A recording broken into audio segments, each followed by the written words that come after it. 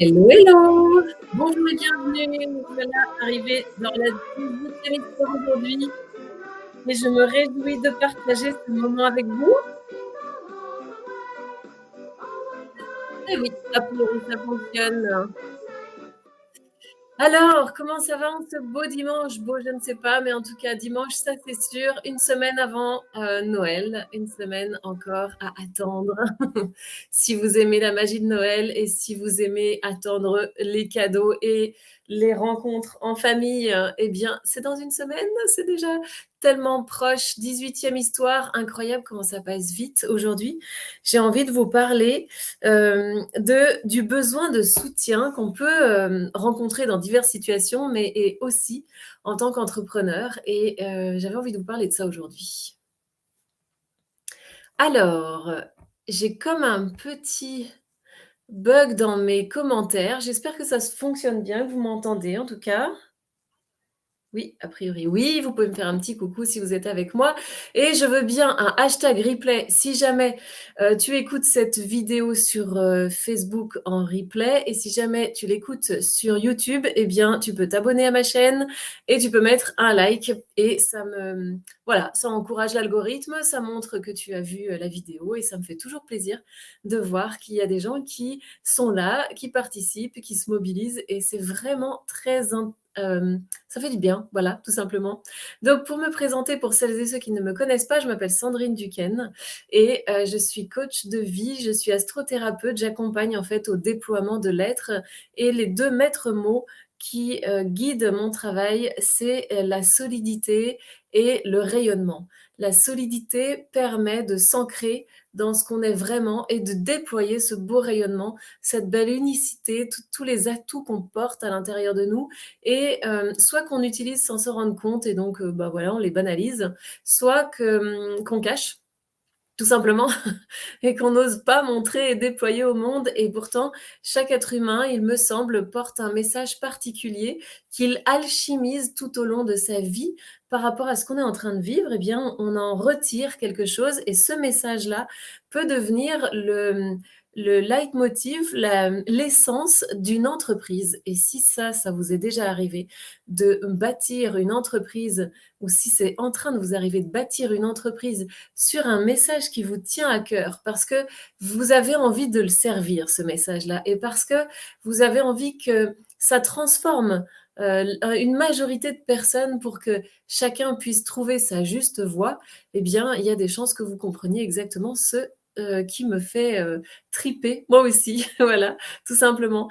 Et aujourd'hui, eh bien, on est dimanche et je vois que le dimanche, en tout cas aujourd'hui, ça se ralentit à l'intérieur de moi. Alors j'ai énormément de choses à faire et en même temps, il y a comme un désir de ralentir, de se poser et donc ce matin, je me suis dit: «Tiens, bah, je ne sais pas de quoi je vais vous parler, je vais te parler» et c'est vrai que j'aime construire mes, sujets au fur et à mesure. Alors évidemment, en préparant ces 24 histoires et ben j'ai construit une multitude de sujets, j'en avais bien plus que 24 et puis finalement je les ai pas du tout suivis parce que ce que j'aime moi, c'est, suivre et coller au flow intérieur de ce qui se passe, ce qui se joue et je trouve que c'est ce qui m'attise le plus, c'est ce qui me donne le plus envie de partager. Alors, peut-être que pour vous, c'est aussi un peu plus vivant si, tout n'est pas préparé et puis ça donne un peu d'imperfection et finalement on en est tous là donc, autorisons-nous l'imperfection, n'est-ce pas?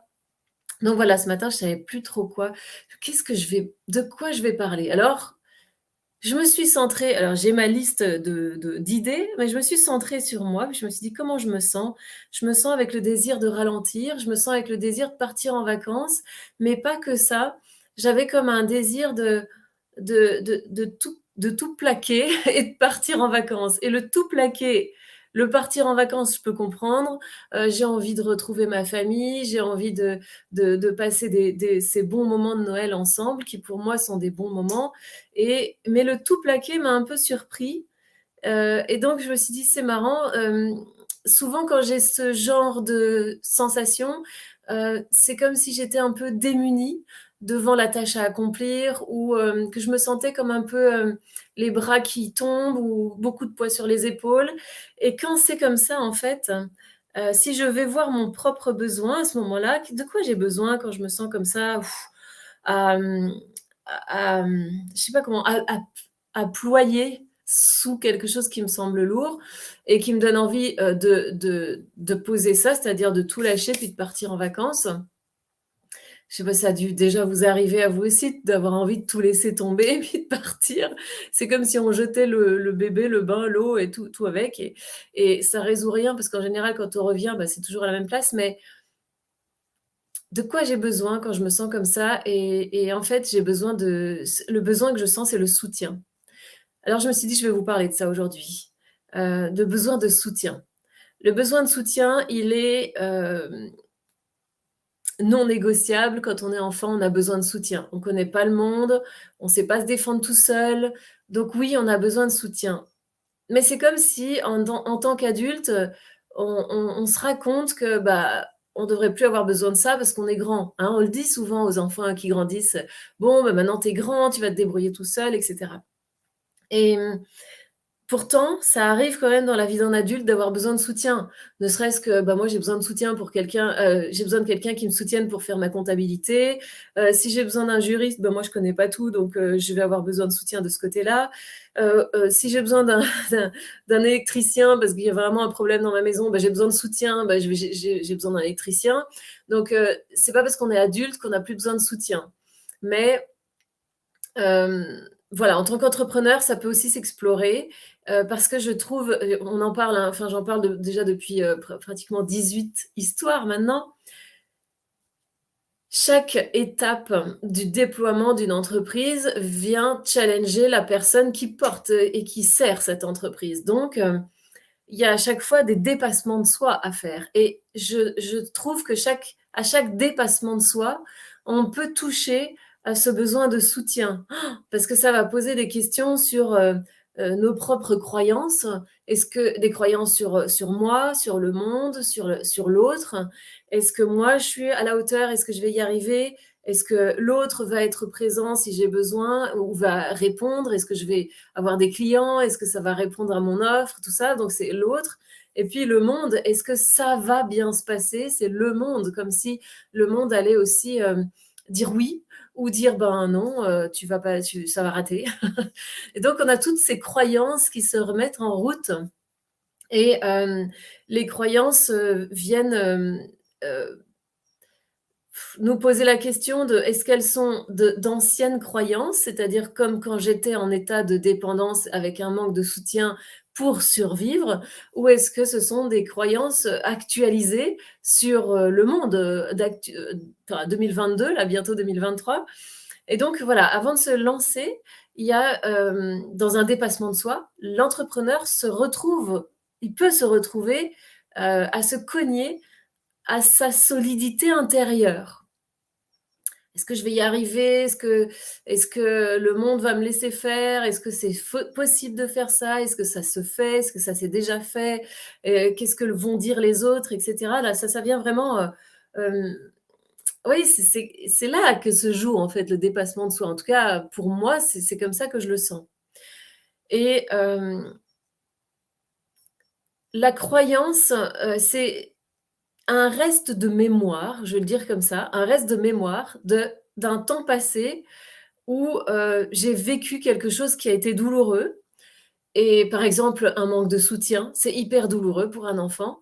Il se casse la figure ou il fait, vous voyez, je prends souvent cet exemple, mais un enfant qui est tout petit puis qui veut absolument porter un plateau avec un verre, ben et avec un verre rempli d'eau et bien, ça dépend de son âge, mais il peut ne pas encore être capable d'avoir l'équilibre pour faire ça et donc on pourrait l'accompagner à le faire et puis sentir, comme ça il peut, même si quelqu'un tient le plateau, il sent un peu ce que ça donne et il réussit.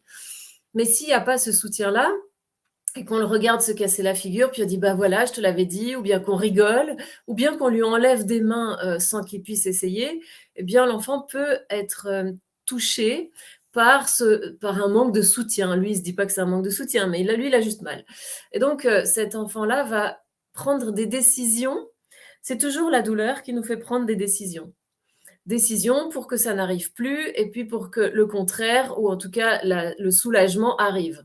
Donc j'en ai déjà parlé, toutes les décisions où qui disent: «Bah, je vais à partir de maintenant, je vais plus jamais demander ça parce que quand je l'ai pas, ça me fait trop mal et puis à partir de maintenant, je vais toujours faire ça, je vais toujours éviter de prendre des risques, je vais toujours, être souriant, j'en sais rien. Je vais toujours faire quelque chose pour, que ça ne m'arrive plus et puis pour recevoir un minimum, de gentillesse, de bienveillance, de soutien, d'amour, d'attention et cetera. De de plaisir quand j'arrive, enfin bref, de voir que les gens ont du plaisir quand je suis là et cetera, de me voir et voilà.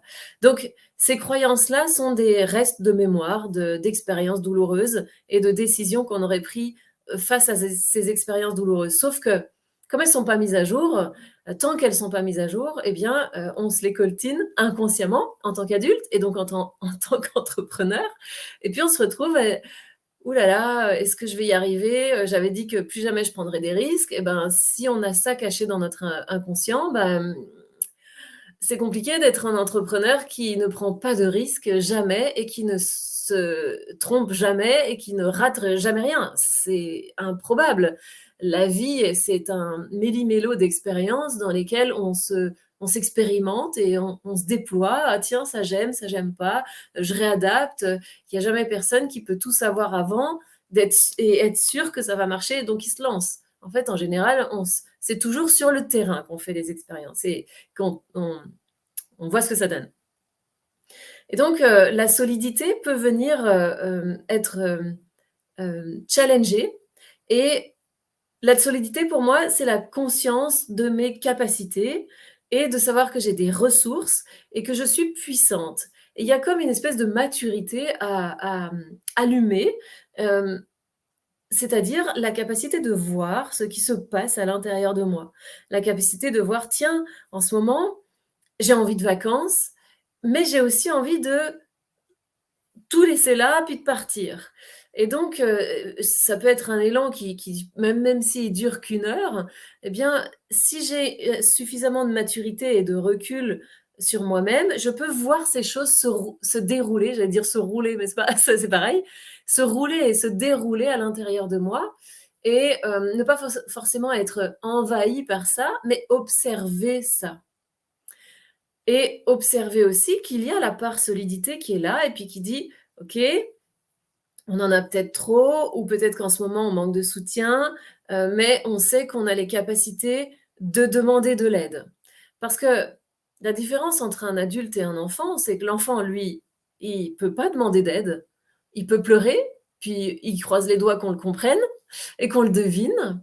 Un adulte, lui, il regarde à plat et dit: «Bon voilà où je veux aller, voilà les possibilités de comment je peux y aller, voilà les problématiques qui sont sur mon chemin quand je veux y aller. Par exemple, je sais pas, je manque de ci, de ça, je sais pas faire la comptabilité, je sais nin nin, je dois apprendre certaines choses et donc de quoi j'ai besoin pour sauter par-dessus ces difficultés et je vais aller moi-même me chercher le soutien nécessaire. Ça ne veut pas dire que je dois rester toute seule, ça veut dire que je dois, premièrement, savoir où je vais. Deuxièmement, savoir le mieux possible comment je peux y aller. Troisièmement, regarder de quoi j'ai besoin. Et quatrièmement, être mon premier bienfaiteur, c'est-à-dire, c'est moi qui vais prendre soin de mes besoins. De quoi j'ai besoin? J'ai besoin de soutien. OK. Où puis-je trouver du soutien? Est-ce que c'est de parler avec une amie? Est-ce que c'est de parler avec une collègue entrepreneur qui a déjà traversé ça? Est-ce que c'est de prendre un coach qui va me côtoyer le temps de faire ce dépassement de soi. À chaque fois qu'on passe une étape dans une entreprise, ben, moi en tout cas, j'ai toujours fait cette, technique-là, c'est de m'accompagner de personnes qui avaient déjà passé cette étape, de personnes qui avaient déjà réussi et qui étaient déjà allées là où moi je veux aller. Parce que simplement, il me semble que celui qui a déjà vécu l'entreprise, et le la problématique, il va et il a trouvé la solution, il va pouvoir et comprendre ce que je vis, donc me rejoindre là où je suis. Donc ça veut dire me soutenir parce que moi, de sentir qu'on me comprend, ça je me sens déjà soutenue et en plus peut-être, me soutenir pendant que je traverse ce passage qui est souvent un passage intérieur et s'offrir ses propres ressources, être au contact de ses besoins et s'offrir les ressources nécessaire à ses besoins, c'est la maturité de l'adulte. Un adulte n'est pas quelqu'un qui a tout compris, tout résolu et qui n'a plus aucun besoin et qui doit se débrouiller tout seul. Un adulte, c'est quelqu'un qui a la maturité de pouvoir toucher son besoin, voir quelles sont les solutions, choisir la meilleure solution, la plus optimum. Voilà, ça peut être se former, ça peut être, s'accompagner, ça peut être se faire coacher, ça peut être ce que vous voulez selon ce que vous avez besoin.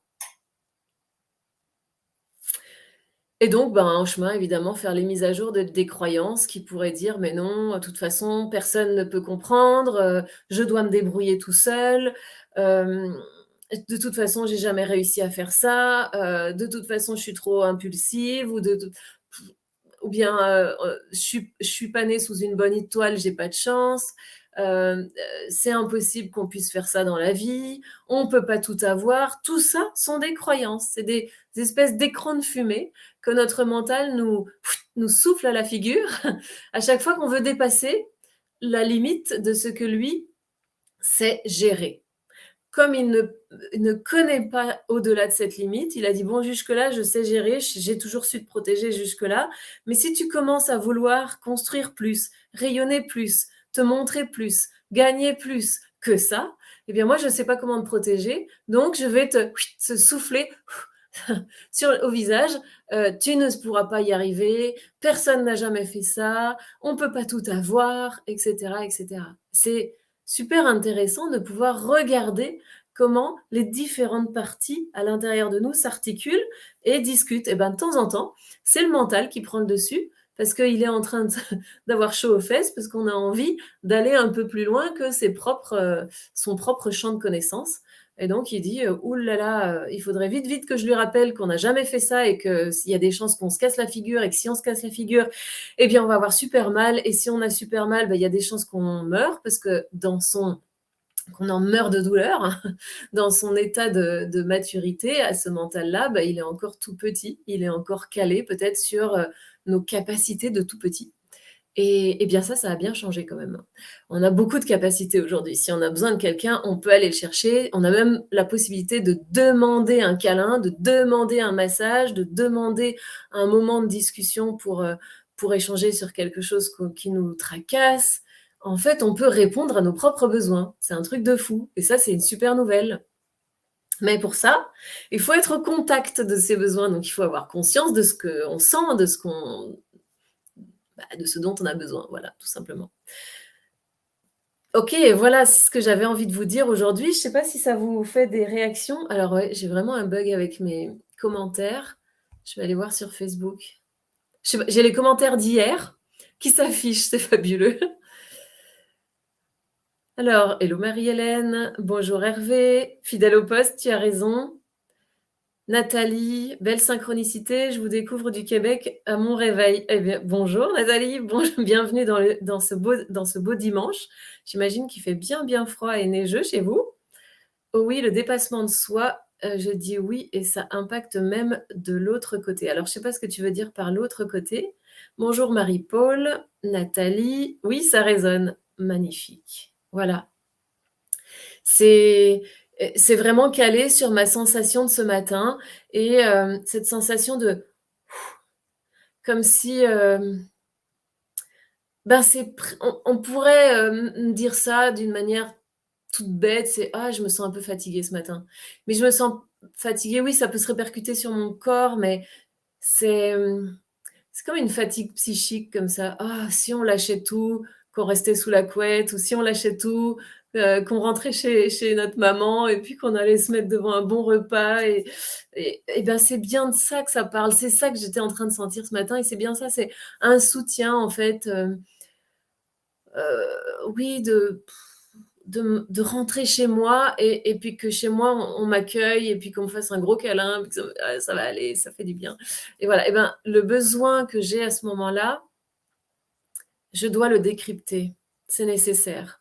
Sinon, il va se jouer de moi et il va me faire, tournicoter, mon conjoint pour qu'il voie que ou qu'il fasse attention plus à moi, ou alors il va, tournicoter mes pensées contre moi-même et puis me donner envie de tout laisser tomber, puis de pas faire le boulot que j'avais envie de faire aujourd'hui, me raconter que ça sert peut-être à rien tout ça, ou vous voyez, le mental, il a plein de bons arguments en fait, hein, pour nous dire: «Non, mais reste au lit, ça va bien se passer».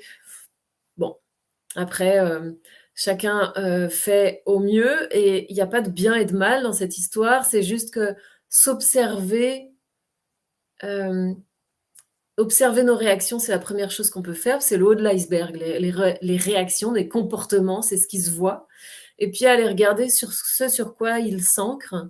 Ça, c'est vraiment ma spécialité dans mes accompagnements, et parce que j'en ai fait vraiment une passion par rapport à moi-même, c'est d'aller regarder comment la personnalité se construit et pourquoi aujourd'hui elle est dans cet état, ma personnalité.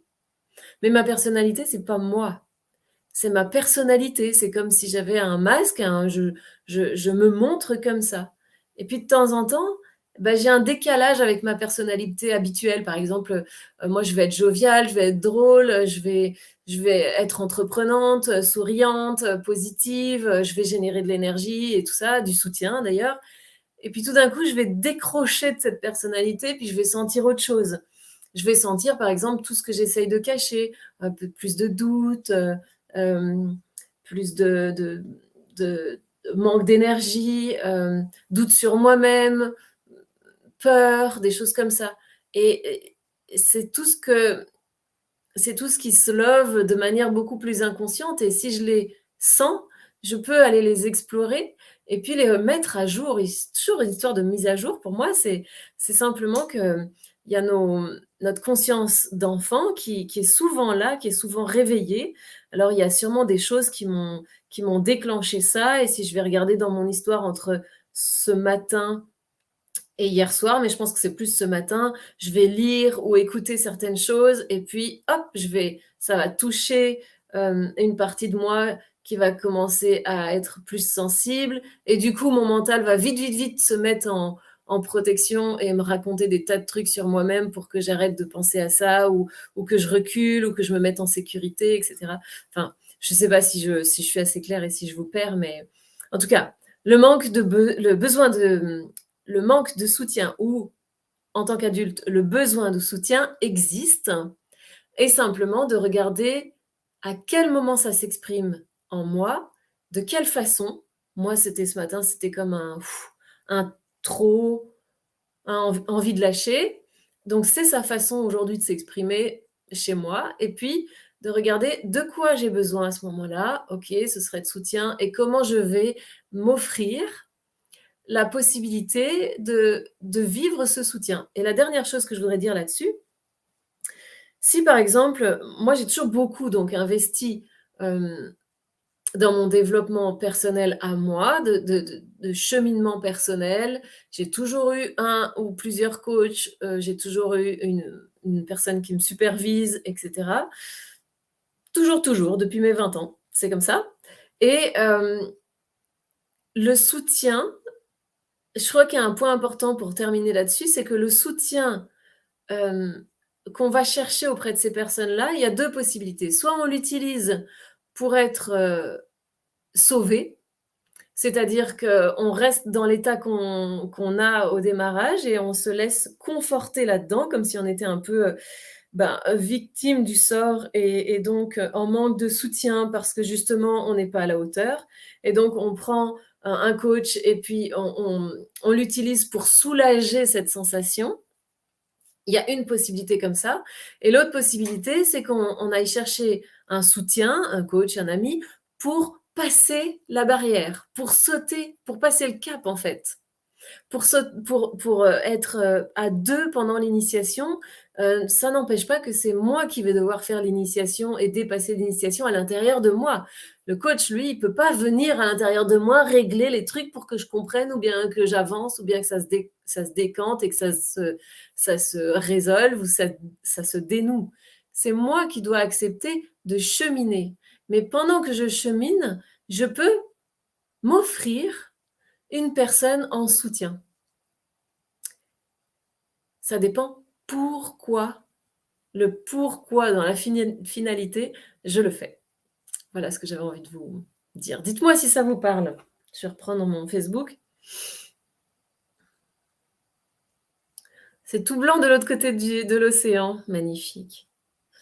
Vous savez, à La Rochelle, il ne neige jamais et quand il neige, c'est vraiment la fête.